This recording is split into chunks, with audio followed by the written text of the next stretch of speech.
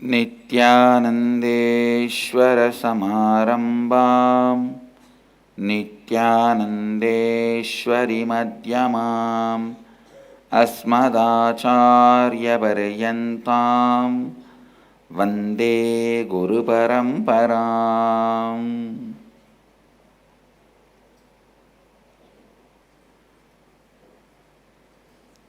I welcome all of you with my love and respects.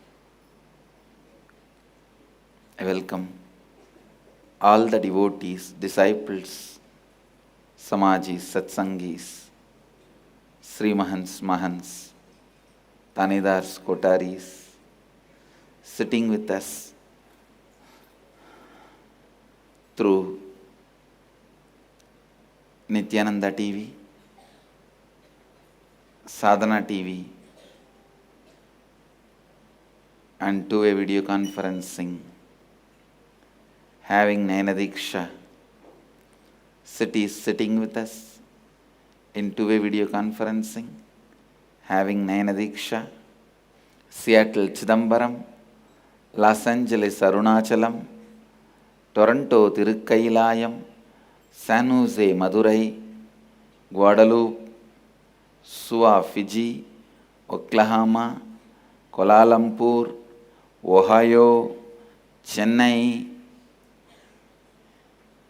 Oman, Phillip Island, Phoenix, Houston, Coimbatore, Warrington, Charlotte, Sun Prairie, Wisconsin, London, Vancouver, New York, Varanasi, Hyderabad, Rajapalayam, Singapore, Bangalore North, Madurai, Hyderabad, Trinidad, Kastau, Croatia, and some more cities joining.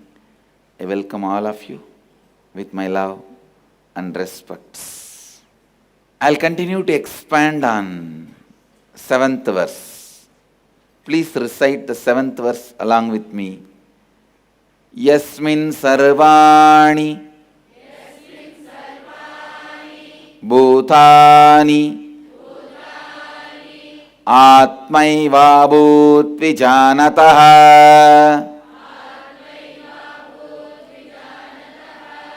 tatra ko mohaka shokah ekatvam anupashyatah. Listen. In one who has cognized the reality, all existing beings becomes very self. Then what delusion, what sorrow of incompletion can there be for that seer living in the space of oneness, living Advaita? Listen. Last few days I was expanding on how the love current, constantly engaging yourself in love current, all your actions centered on love current, how that can make you experience oneness with everything, everything in oneness.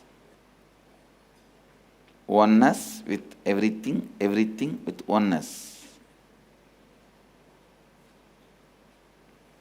This oneness experience can be gained. Experience of oneness can become eternal in you. Means not only gaining the experience, you getting established in that experience.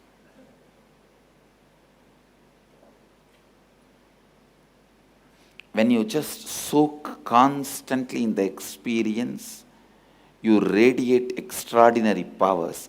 Every time you break a pattern with the clarity of oneness, with the cognition of oneness, you will have one extraordinary power. Every time you break a pattern, not only you are free from the pattern, you get extraordinary power to you. When you break this eating disorder patterns, not only you are free from the eating disorder patterns, you will also have the power to ability to manipulate your stomach, your health as you want. The man who is out of the eating disorder patterns means, please understand what I define as eating disorder. Physically, physiologically, psychologically, due to any of this reason, having exact timing for food is eating disorder. Understand? For physical reason, oh, I may get tired.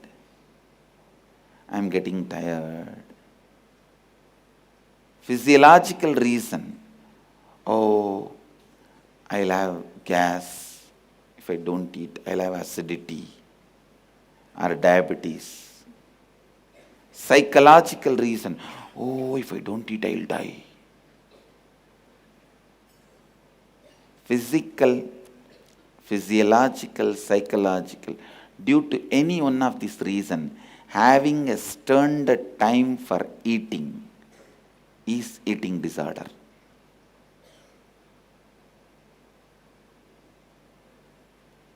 The right eating is beautifully described by a great saint from Tamil Nadu, the Valluvanayanar. Beautifully is described. மருந்தென வேண்டாவாம் யாக்கைக்கு அருந்தியது அற்றது போற்றி உனின் means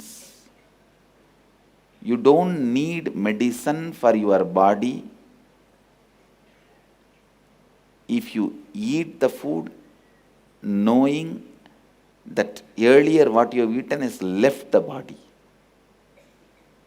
If you eat after the earlier eaten food left the body, you don't need medicine forever to your body. Before the next meal, be very clear as it left the body. My earlier meal has been digested and cleaned. So every time before you plan for eating, just see whether what you have eaten earlier has left your body. It has become part of you as energy. Whatever energy needs to be absorbed, whatever remaining has left your body.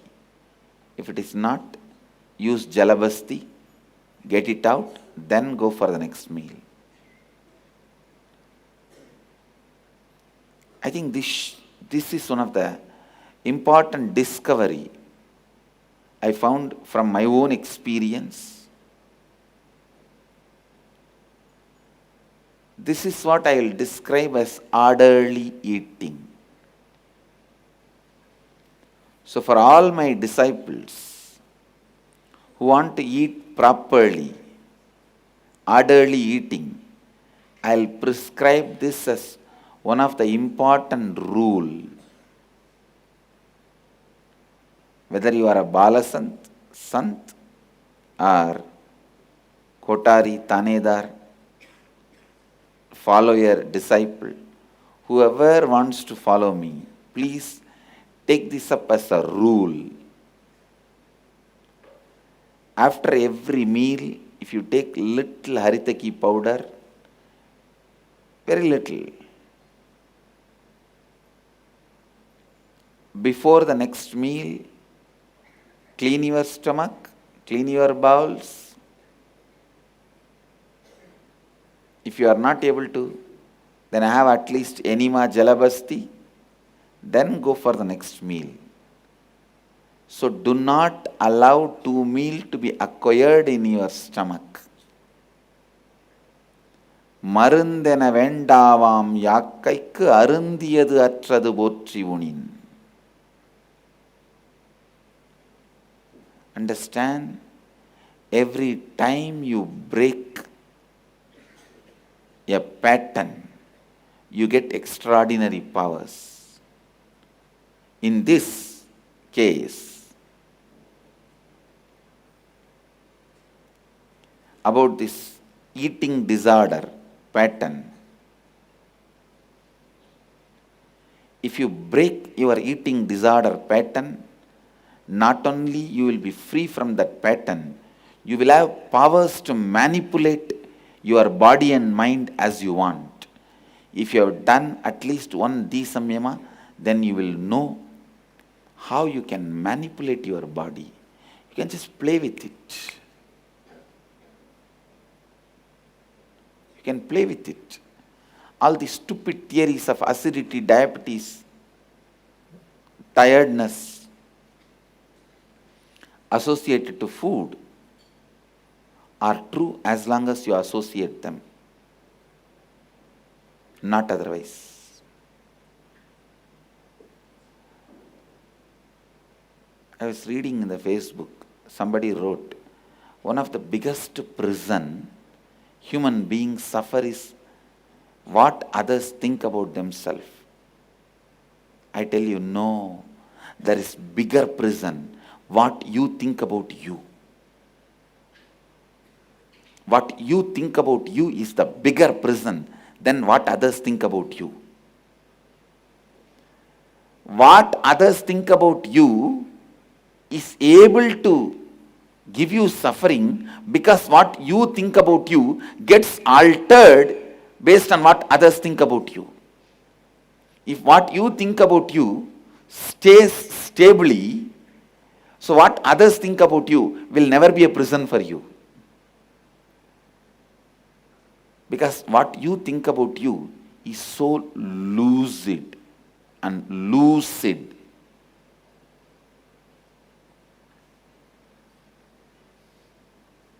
What others think about you becomes a prominent prison. Be very clear. If what others think about you is a prison in which you are stuck, what you think about you is the cell inside the prison where you are stuck. It is much more suffocating.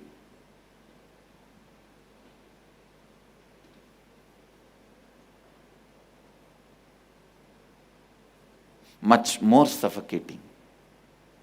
What others think about you, if you think that is a prison, what you think about you is a cell inside the prison where you are locked. Please understand. What others think about you impacts only your external life. What you think about you impacts directly your body, your mind.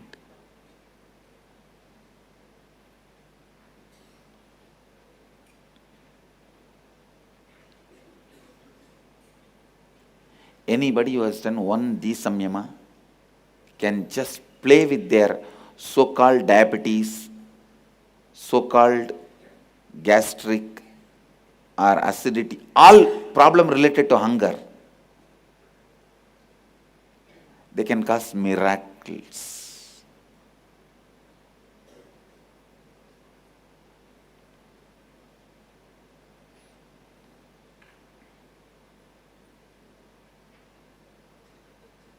I tell you, most of the concepts the so-called modern medicine is teaching, and what a foolish thing. See,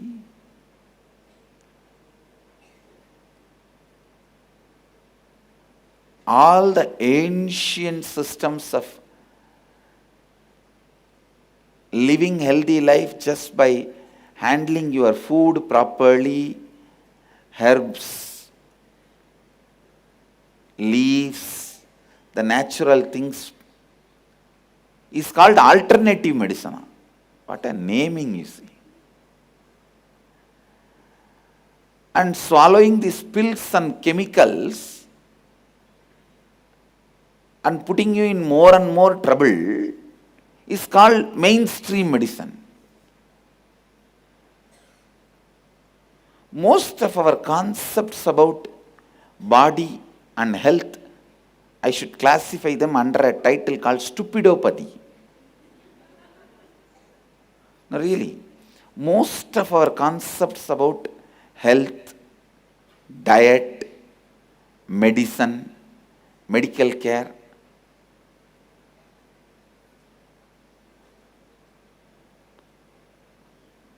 we trust metal more than currency because for ages we have been a metal civilization, not currency civilization. Understand, currency was pushed upon us, on us very recently. Those days, even currency had a value because of the metal in which the currency is made. Currency itself independently did not have a value. The gold with which the coin is made, that gold had a value, not the declaration by the king or the administrator that this is this much valuable. Understand? Trusting only Vaishyas for wealth was our civilization. Now, our money is by Kshatriyas, politicians, administrators. Please understand. That is why I am saying your money is not money. Because the person who is going to transact that community, what they value only can be valuable in society. See, when there is a crisis, what is going to get you your food? That is decided only by Vaishyas, not by Kshatriyas. But it is unfortunate, the whole lot of confusion. Somebody has put the comment in the Facebook. Why in India, they didn't build hospitals, schools. How do you call them as evolved civilization? In every village, largest building of that village is the common utility building, where we had school, hospital, cinema theatre,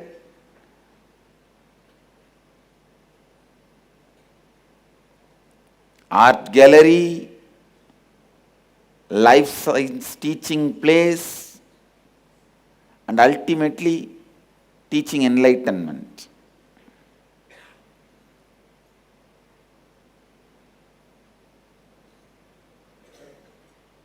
The place we call it as temple.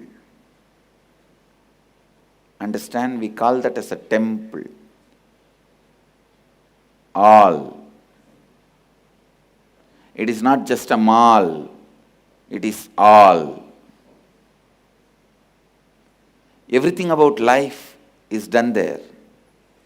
Whether storing the grain, teaching principles, or medical care, everything is done there. And moreover, our lifestyle was such, we did not need so much of hospitalization. From the beginning, we were taking care of ourselves. And an important thing, very important thing, when time comes, we were gracefully able to leave. Say bye-bye, because we know we will come back. We were not that poor. psychologically or consciously, we were holding on to one body. See, when you want to hold on to that one body only, you need so much of medical care. We just know when we need, we will make the body recover. When it is time, body is too damaged. Come on, drop it, pick up another one. I tell you, till the science about the life, the true science about the life is taught to humanity, humanity is not going to get out of this addiction to medicines.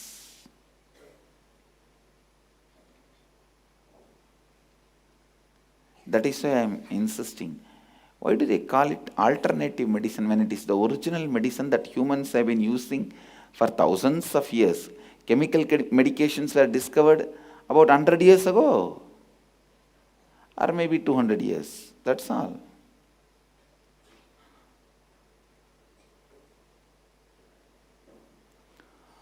Brutally destroying the zonal food practices, brutally destroying the regional dressing practices, brutally destroying the regional medical practices, brutally destroying the regional religious practices, by brutally destroying the regional education practices, by brutally destroying the regional physical, mental, conscious belief patterns.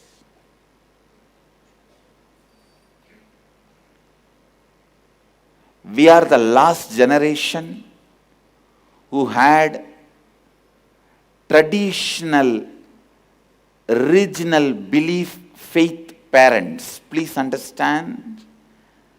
We are the last generation who had parents, had the best Vedic traditional understanding about body, mind, and consciousness.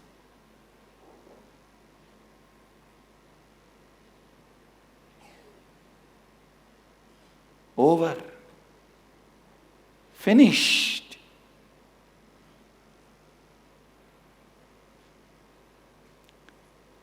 I know the kind of a faith about his own body and mind and consciousness my grandfather used to have.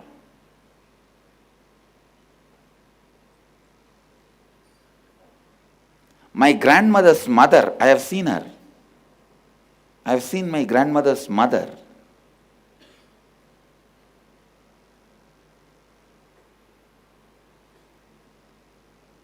Just the vibhuti, the sacred ash from temple, was the medicine for her till the death. My grandfather, he died after 90s. In his whole life, he got hospitalized only twice. Only twice. Such hard-working man.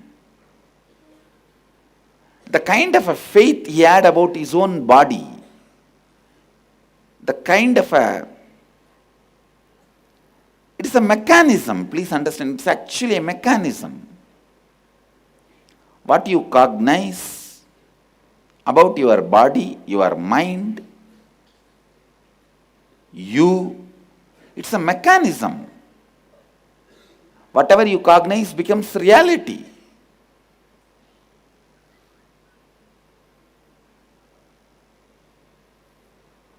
And I have seen the faith he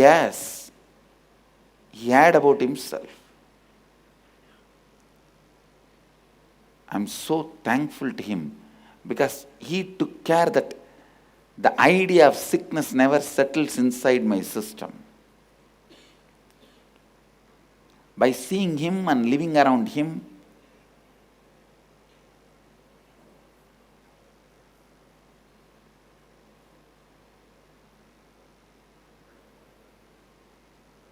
health became my basic cognition. Of course, my Guru Raghupati Yogi is extraordinary. Forget about him. He is totally a body of miracles. He is just bunch of miracles, that's all. Anything he does will be miracle.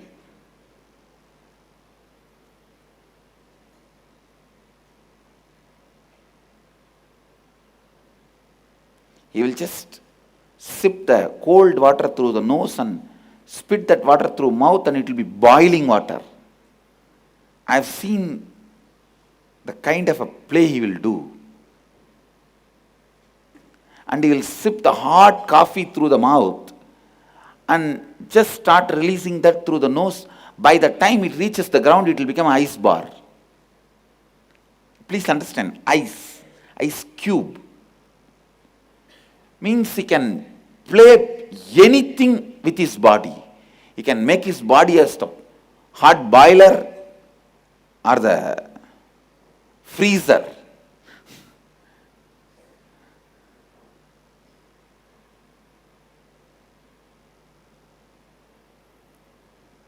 I've seen with my own eyes he cooking just by touching the pot. The mud pot, he will put the water, rice, and just touch it. In 2-3 minutes, the rice is ready. He will tell, come on, eat. The kind of a heat he can generate through his body, or a cold he can generate through his body. His body was a boiler, freezer, all put together. Early morning, when he wakes me up and takes me to temple to teach yoga, during this Margazhi months, the water will be very cold. I have seen him doing this multiple times. He will just point the area where I am taking bath, that area will be warm, sometimes even hot water. In the temple tank, he will just put his finger and say, come on, take bath.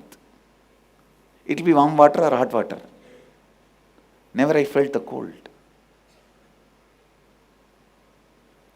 That is totally different level. I am talking normal, so-called your plane, my grandfather. The kind of a faith he had about his body. We are the last generation who have seen those kind of people.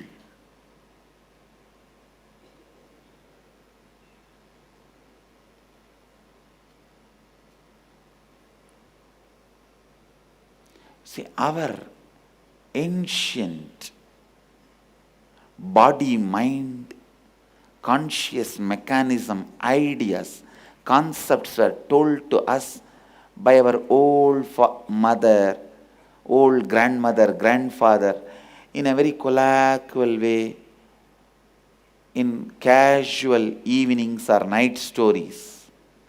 Hey,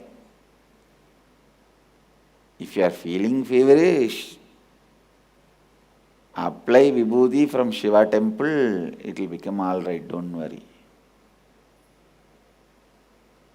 But the modern ideas are being told to you in the high light and high sound, literally breaking your nerves. Understand? I always tell you, whatever I do, you should not do, because what I am doing, I am making myself to settle down.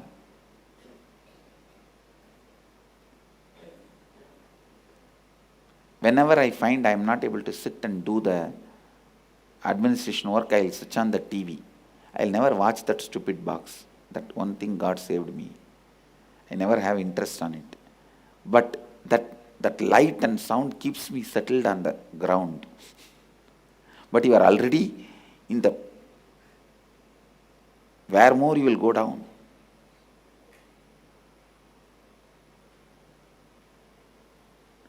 Anyhow,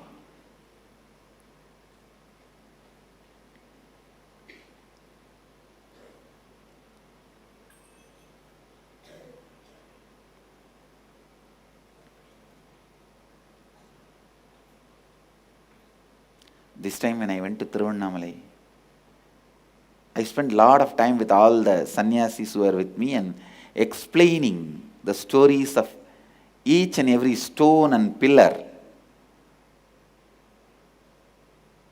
Suddenly I realized, just 30 years before, I had at least 50 people, ideal, great, enlightened beings in Tiruvannamalai. Thinnai Swami, Sakku Swami, Sorakka Swami, Narayana Swami, Mauna Swami, Annamalai Swamigal, Raghupati Yogi, Kuppammal, just 30 years before. I had at least 50 beings who were visibly radiating the power of that Shivoham experience.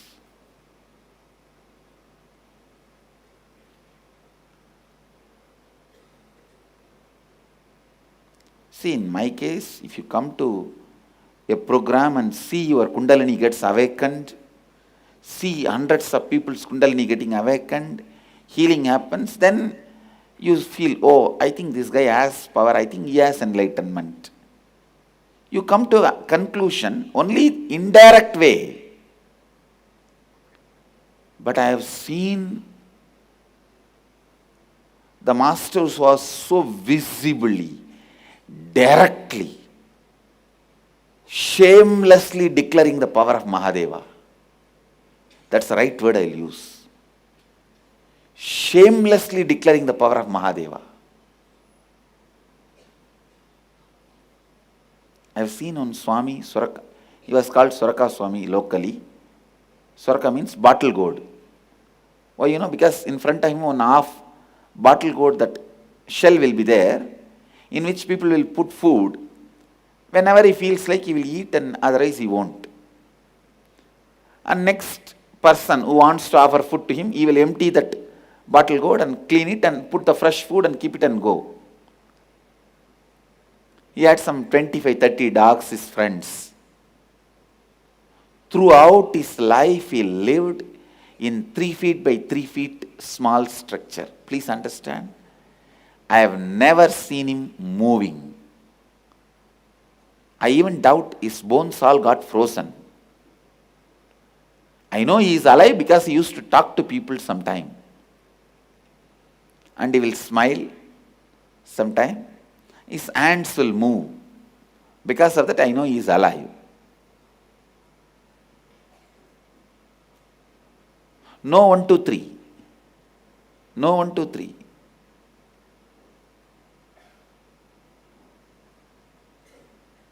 Because the birds have started sitting on his head and eating from his hair. Some of his disciples followers have made a small stone pillared hall. You can't say hall and all, just 4 pillars around his body and 2 stone on the top. If you see that structure, you will understand. It's only 3 feet by 3 feet.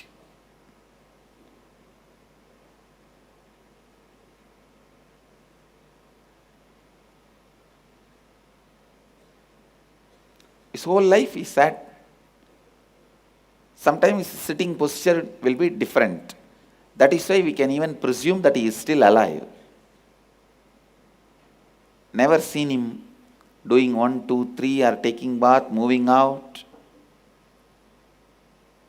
But the kind of a space he will radiate and the way he will be sitting.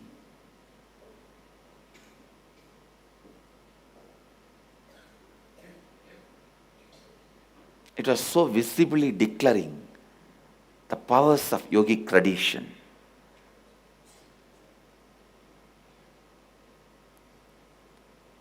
Like this, I have seen at least 50 people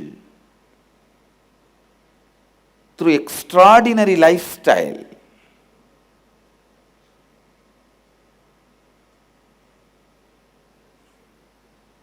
amazingly declaring the yogic powers.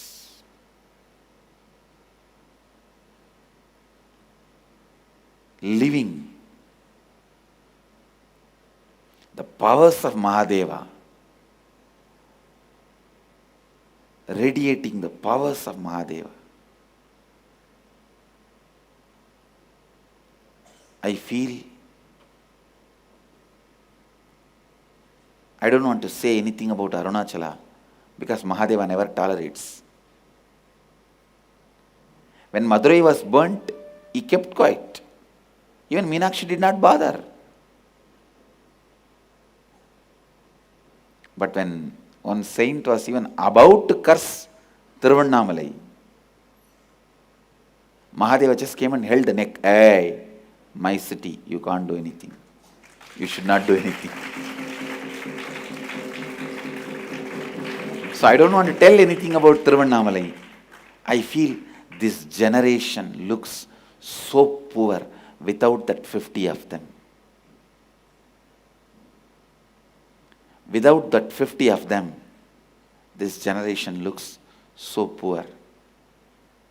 I told Mahadeva, it's now my responsibility to put again at least few hundred people as a garland to you who are in the same state of those 50. I'll do it. I'll do it.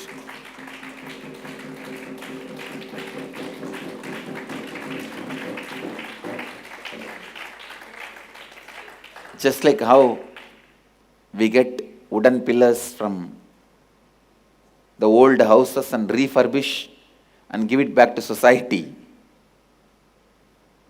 I'll get the old souls from Kailasa, refurbish them with a modern language and knowledge to reach out to the world, humanity, and give it to humanity.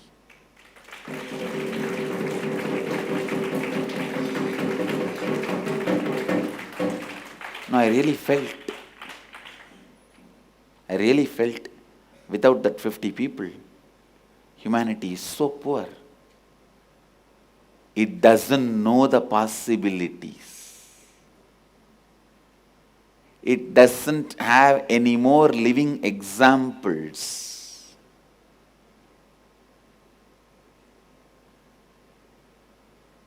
By living as an example the things Ram Sarat Kumar used to teach,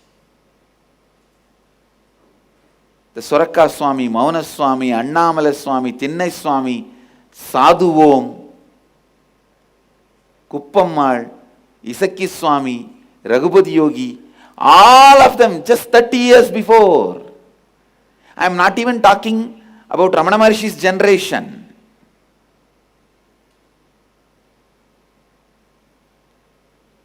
Humanity has become so poor without them. Because now none of you even have one single living example to see and learn. To see and learn. Right concepts about body. Right faith, cognition about mind. Right biomemory.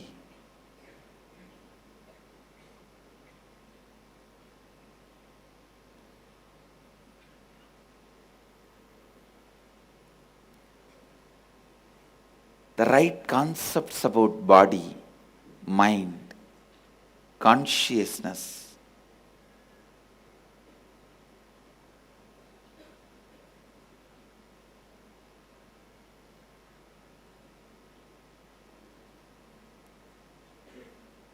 Is the richness, ultimate richness.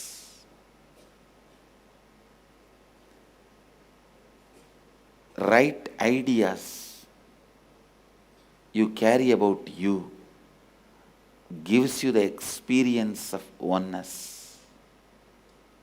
Oneness. Neither by building hundreds of houses for yourself, nor by building companies for yourself, or by accumulating more and more cars. Oneness is not experienced by all these. I'm not saying don't buy house, don't build house, don't buy car. No. All I'm trying to tell you is, let that just be utility, not goal of your life. If the utility becomes goal of your life, you live in stupidity. As I said, stupidopathy.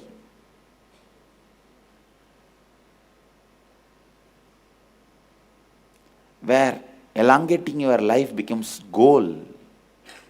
No. Purpose of your life should be goal. Meaning of your life should be goal, not elongating your life. If you know the meaning, you know the right length, right number of years you need to live. Number of years you live is not defining your success. The meaning of your life defines your success.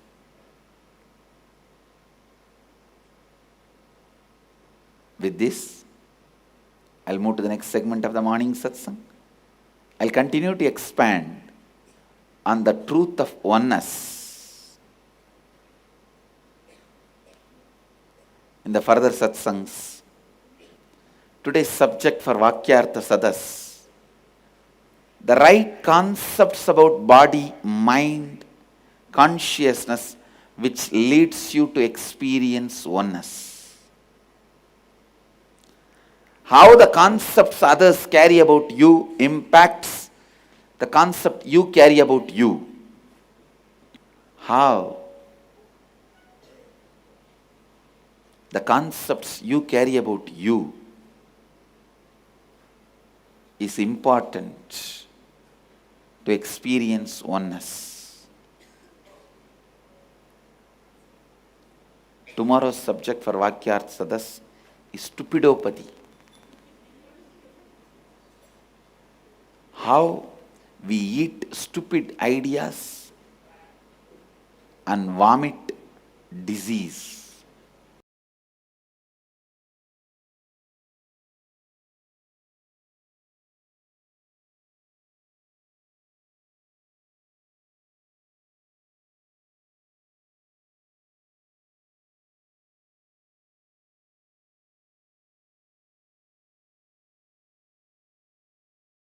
I'm blessing you all. Let you all radiate with integrity, authenticity, responsibility, enriching, causing, living Advaita. Nityananda Dhyanapitham, Nityananda Nagar, off Mysore Road, Bidadi, Bengaluru. Phone 08027279999. www.nityananda.org, www.youtube.com/lifeblissfoundation.